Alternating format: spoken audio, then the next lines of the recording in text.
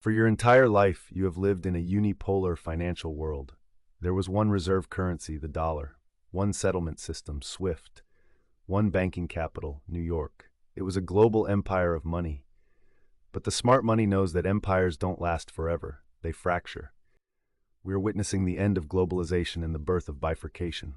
The world is splitting into two competing operating systems. On one side, the East, BRICS. They are betting on physics, gold, oil, wheat, copper.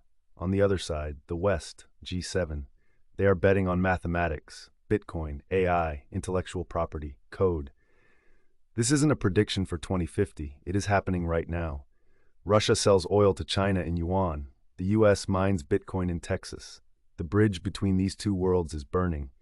And if your portfolio is built for the old one-world system, like the 60-40 portfolio, you are holding a map to a country that no longer exists.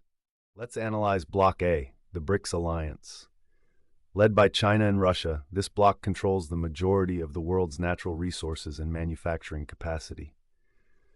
Their philosophy is simple: trust physics. They believe that in a crisis, you can't eat code and you can't heat your home with a derivative. They are building a financial system backed by commodities. We see this in the massive central bank gold buying, episode 22. We see it in the petro-yuan deals. Their goal is to create a trade currency, likely called the unit, that is pegged to a basket of hard assets, gold plus oil, 40% local currencies. If you want to trade with them, you need real value. They will not accept printed paper anymore. For the investor, this means that owning commodities, energy, metals, land, is a bet on the East winning, or at least surviving. Now, let's analyze Bloc B, the US and its allies. The US has lost its manufacturing base. It has sold its strategic resources. So what does it have left? It has the deepest capital markets, the strongest military, and the best technology. Their philosophy is trust code. The US is pivoting to a financial system backed by digital energy. This explains the sudden embrace of Bitcoin and Stablecoins, episode 23.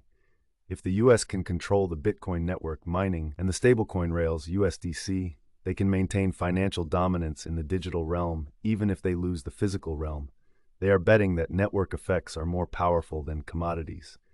For the investor, this means owning technology, AI, chips, and crypto, Bitcoin, is a bet on the West reinventing itself. The danger lies in the friction between these two blocks. We are building a financial Berlin Wall. Capital controls will rise. The US might ban investment in Chinese stocks. China might ban the export of rare earths to the US. If you have money stuck on the wrong side of the wall, it could be frozen. We saw this with Russian assets in 2022. In a bifurcated world, sovereignty matters. Your Apple stock is a US asset, your Alibaba stock is a Chinese asset. Neither is safe if the trade war turns hot. This is why the 60-40 portfolio, stocks, bonds, is dead. Bonds are a claim on a specific government. If that government is at economic war, the bond is a weapon, not an asset. So, is there an asset that can cross the wall? Is there a neutral reserve asset that both sides can accept? Historically, this was gold. Even enemies trade gold. But gold is heavy. It is hard to transport across a blockade. This is the geopolitical case for Bitcoin. Bitcoin is the only asset that is finite, like gold, digital, like the dollar, neutral, owned by no government.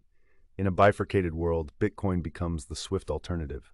China can pay Brazil in Bitcoin. The US can pay India in Bitcoin. It is the only money that doesn't require trust. The smart money believes that in a fractured world, the value of neutral money goes to infinity. It is the bridge between the analog East and the digital West. How do you construct a portfolio for this world? You cannot be all in on one side. If you are 100% in tech stocks and the grid goes down, or China cuts off the minerals, you lose. If you are 100% in gold and the digital economy accelerates, you miss the growth. The smart money uses a barbell strategy. Weight A, the hard side, 20 to 30% in physical gold, silver, energy, and land. This protects you if the East wins or the dollar collapses. Weight B, the digital side, 20 to 30% in Bitcoin and tech monopolies. This captures the upside of the Western digital pivot. The pivot, cash is just the lubricant to move between the two weights. It is not an investment. This portfolio survives inflation, gold, captures growth, Bitcoin, and hedges geopolitical risk diversification. We must consider the extreme scenarios. Scenario 1, the dollar hyperinflation. The US debt spiral, episode 003, spins out of control. The West prints to infinity to keep the system alive. Result, gold and Bitcoin both skyrocket to infinity in dollar terms. Real estate holds value, but taxes rise. Scenario 2, the deflationary crash. The global trade system collapses. Credit contracts. Result, cash is king briefly, then gold shines as the only collateral left. Bitcoin creates a volatile bottom before rebounding as the new system. In either scenario, the loser is the person holding the middle assets, bonds, savings accounts, and mediocre stocks. The middle gets crushed. The edges, hard and digital, survive. Let's summarize the investigation. The world is splitting. You cannot invest like it's 1990 anymore. The smart money playbook for the bifurcated world. 1. Accept the split. Do not bet on globalization returning. Bet on reshoring and resource nationalism. 2. Own the bridge. Bitcoin is the most asymmetric bet because it works in both worlds. It is the neutral reserve. 3. Own the base. Gold and silver are the floor. They are the insurance policy that has worked for 5,000 years. 4. Avoid the middle. Get out of long-term government bonds. They are the assets of the old system.